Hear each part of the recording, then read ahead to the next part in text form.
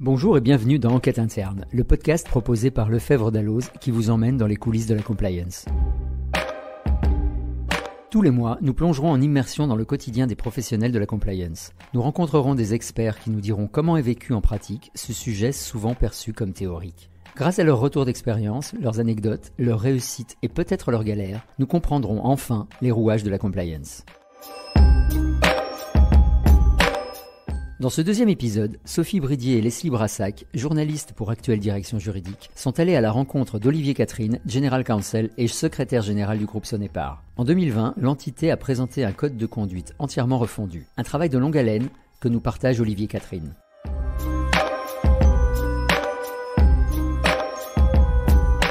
Bonjour Monsieur Catherine, merci beaucoup de nous recevoir chez vous, chez Sonepar, dans votre groupe. On va parler avec vous aujourd'hui de code de conduite et de gouvernance en matière de compliance. Tout d'abord, Olivier Catherine, qui êtes-vous ? Est-ce que vous pouvez nous parler un peu de votre parcours et pourquoi vous êtes venu à la compliance ? Tout à fait, bonjour et puis ravi de vous accueillir ici à Paris 8e arrondissement au siège de Sonepar. Donc je suis effectivement le secrétaire général du groupe depuis tout juste 3 ans et je supervise, si vous voulez, trois domaines d'activité. Donc les risques et les assurances, on appelle le service titres, donc l'actionnariat salarié et les transferts de titres. Et le troisième domaine, c'est donc le juridique et la compliance qui va nous occuper, je le comprends, aujourd'hui. Et j'ai commencé ma carrière il y a environ une 20aine d'années en cabinet d'avocat, puis j'ai basculé dans le monde de l'entreprise chez Gaz de France, Bureau Veritas, et donc depuis 3 ans à Sonepar. Alors rentrons dans le vif du sujet. Vous avez refondu votre code de conduite en 2020. Pour quelles raisons et qui a pris cette initiative ? Alors tout d'abord, nous avons voulu prendre en compte la mise à jour complète de notre cartographie des risques de corruption et de trafic d'influence. Donc déjà en soi, c'était un très bon motif pour mettre à jour notre code de conduite. Et je dirais le deuxième, c'était que ce code de conduite, qui était d'ailleurs le premier dans l'histoire du groupe, datait de 2007. Il allait vers ses 3 ans et on s'est dit, et c'est la troisième raison, que c'était certainement le bon moment pour avoir un nouveau marqueur, pour insuffler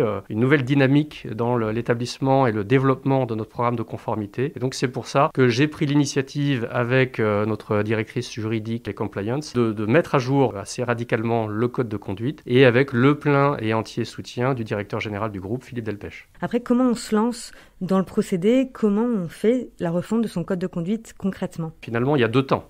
Il y a le temps de la conception, de la rédaction, de la préparation, et ensuite il y a le temps du déploiement. Et chacun de ces temps est assez chronophage en réalité. D'abord, la première phase, la conception, la rédaction, c'est plusieurs mois de travail en mode projet. Et j'insiste là-dessus, c'est très important. Comme je le dis souvent, la compliance n'est pas la seule affaire des responsables juridiques et conformité. Il faut embarquer tout le monde, donc ça veut dire embarquer toutes les fonctions support, notamment basées au siège, mais aussi avoir dans ce groupe de travail des représentants de toutes les régions où le groupe opère. Parce qu'ensuite, ce sont eux, notamment les patrons de région, les chefs d'unité dans les pays, qui vont être en charge de déployer le programme de conformité. Et donc c'est pour ça qu'on a mis en place un groupe de travail qui était dirigé par Vanessa Sansen, donc notre directrice juridique et compliance, sous ma supervision, et avec ensuite des reportings très réguliers faits en COMEX et auprès de notre directeur général. Et nous-mêmes, on avait un tableau de bord de suivi, de conception, puis de déploiement, tenu à jour mensuellement. Et donc dans cette deuxième phase, c'est le déploiement. Et là, ça a pris environ 1 an, puisqu'on est quand même un très grand groupe, 23 milliards de chiffre d'affaires et 44 000 collaborateurs.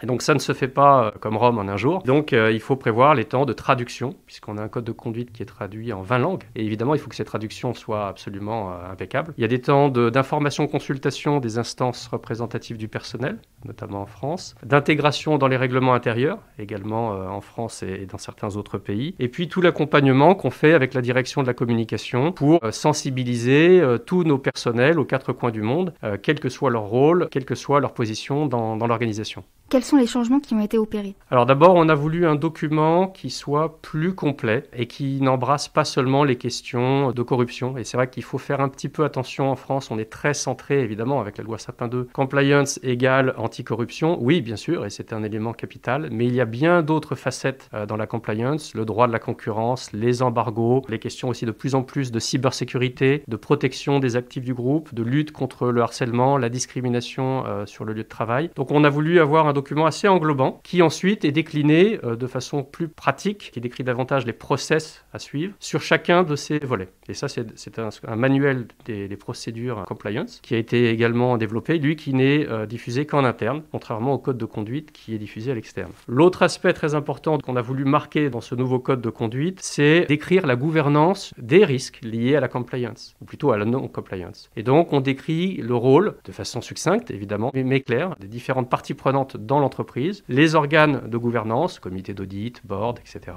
Évidemment, les opérationnels sur le terrain concernés au premier chef, les fonctions support, et parmi elles, l'une d'entre elles qui a un peu ce rôle d'évaluation des dispositifs, l'audit interne. Et enfin, dernier point, on a voulu améliorer l'ergonomie du document avec beaucoup d'illustrations, des photos, des cas pratiques, des exemples. Donc on a insisté beaucoup, et c'est là où on travaille beaucoup et de plus en plus avec les directions de la communication, pour avoir un document qui soit compréhensible par tous. C'est pas un document adressé juste à quelques personnes un peu sachantes dans un siège. C'est un document qui doit pouvoir être lu, compris, appréhendé par tous les personnels, quelle que soit leur culture, leur niveau de sensibilisation initial. On a utilisé pour le déploiement des vidéos qui ont été tournées ici même dans ce studio. On a utilisé également lors du déploiement une application mobile Smile qui a permis en fait de faire un peu des quiz auprès des participants avec des prix qui ont été décernés. Pour conclure sur cette question, le papier clairement est en déclin pour ne pas dire en voie de disparition. Et d'un autre côté, il faut utiliser tous les canaux possibles, notamment ceux que nous mettent à disposition nos collègues du digital, de la communication. Le but étant de toucher tous les publics aux 4 coins du monde du groupe. Vous avez eu des retours en interne justement sur ce code de conduite digitalisé un peu plus moderne? Alors très très favorable. On a eu des remontées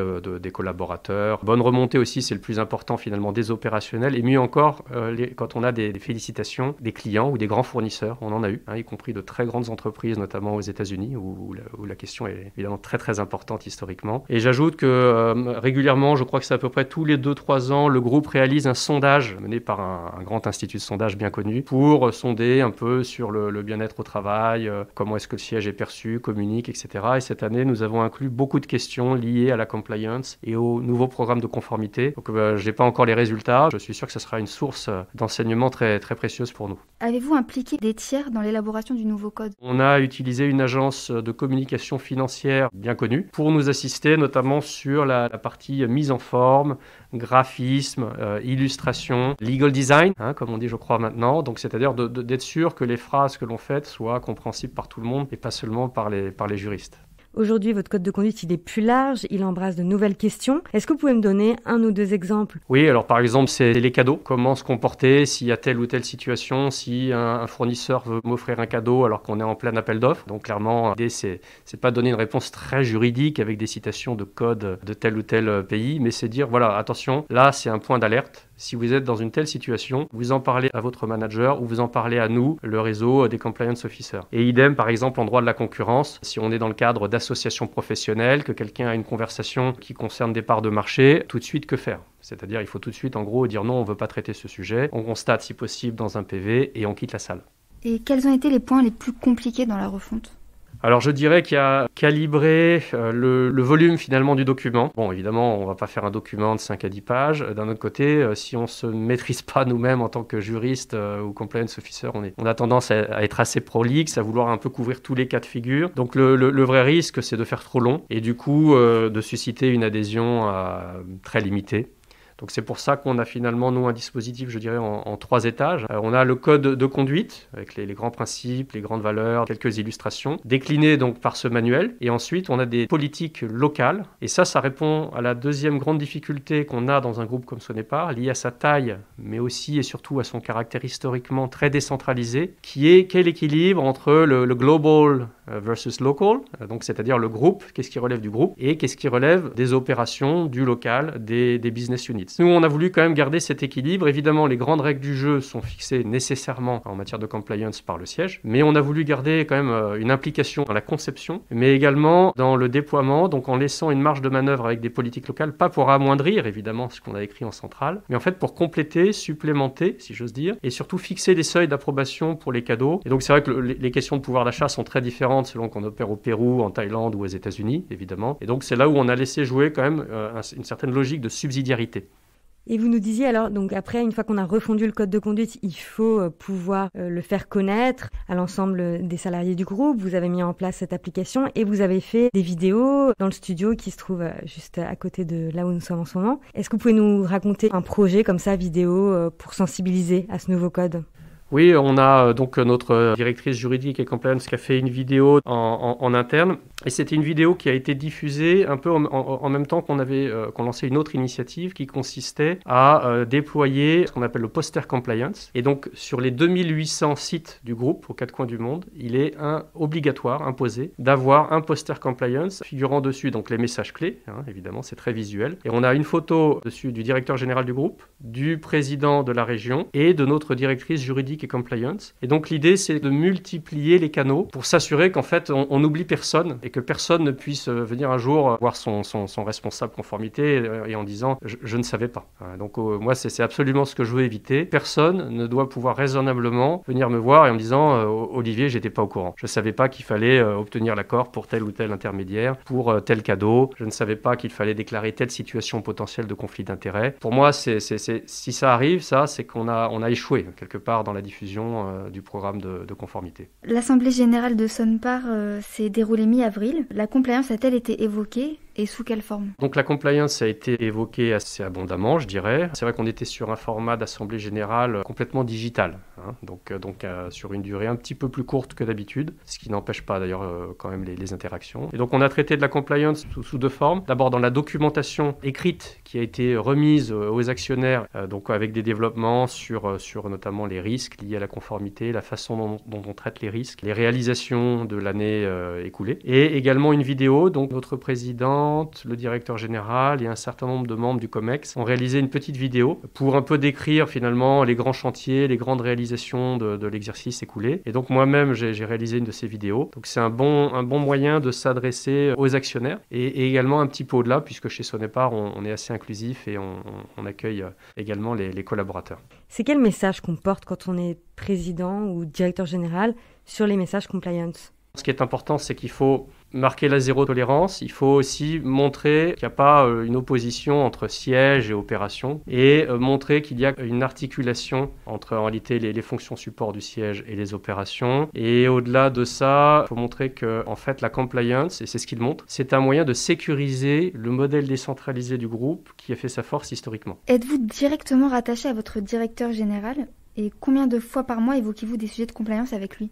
Alors oui, donc en tant que secrétaire général, je suis membre du COMEX et donc je reporte au directeur général Philippe Delpech. Donc je dirais que ça, c'est un facteur pour moi très positif en termes d'accorder la priorité à la compliance et au-delà de ça, aux questions juridiques, gestion des risques, les assurances. Et en réalité, toutes ces thématiques sont souvent et de plus en plus étroitement liées. Et donc le fait d'être également au COMEX et surtout aussi d'assurer le secrétariat du board, du comité d'audit, ça permet également d'avoir un accès aux organes de gouvernance, de supervision du groupe. Donc ça aussi, c'est précieux et il n'y a pas une réunion alors du COMEX, comme je l'expliquais, mais également du comité d'audit ou du board qui ne se tienne sans que la conformité ne soit abordée. Et ça, c'est un point très important. Je pense qu'on ne peut pas faire autrement dans un groupe aussi international que le nôtre et d'ailleurs avec une présence aussi américaine, si j'ose dire, que le nôtre, puisqu'on réalise un tiers du chiffre d'affaires, un bon 8 milliards d'euros de chiffre d'affaires rien qu'aux États-Unis. Et ça veut dire concrètement que lors du board ou lors du comité, on vous demande de faire un point sur ces sujets-là ? Tout à fait. Par exemple, là, j'ai reporté au premier board de l'année 2021 un certain nombre d'indicateurs, les KPIs, comme on dit, 2020, et notamment le taux de signature, ce qu'on a demandé à tous les collaborateurs, 44 000 collaborateurs du groupe, de signer le code de conduite. Et donc, on a pu montrer les statistiques. On en a d'autres, d'ailleurs, qu'elles contribuent le contrôle interne, dans les campagnes de déclaration de contrôle interne. L'audit interne, qui réalise des audits Sapin 2, dédiés, c'est-à-dire qu'ils vont dans un pays et ils vont auditer les 8 piliers de la loi Sapin 2 et au-delà de ça, l'ensemble des règles qui sont plus contraignantes en réalité, imposées par le groupe dans le cadre de ce code de conduite et plus largement de ce programme de conformité.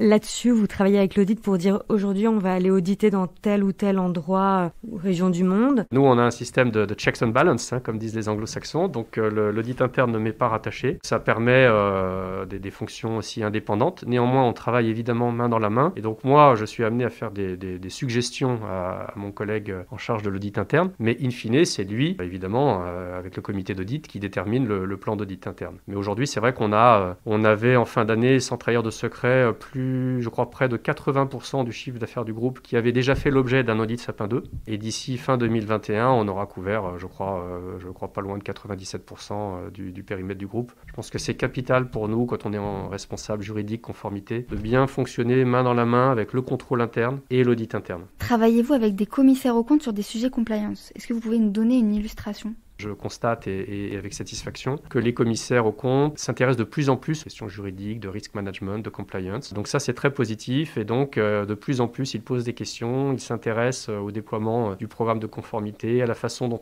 on peut traiter telle ou telle difficulté. Et par exemple, quand on a eu la fameuse procédure AFA, là également, j'ai fait des points plus particuliers, donc spécifiques, ad hoc, avec les commissaires aux comptes. Ça a été apprécié. Et je pense que dans un monde qui va de plus en plus vite, avec aussi un contexte de name and shame, sur lequel il y aurait beaucoup à dire. C'est très important de créer justement ce climat de transparence.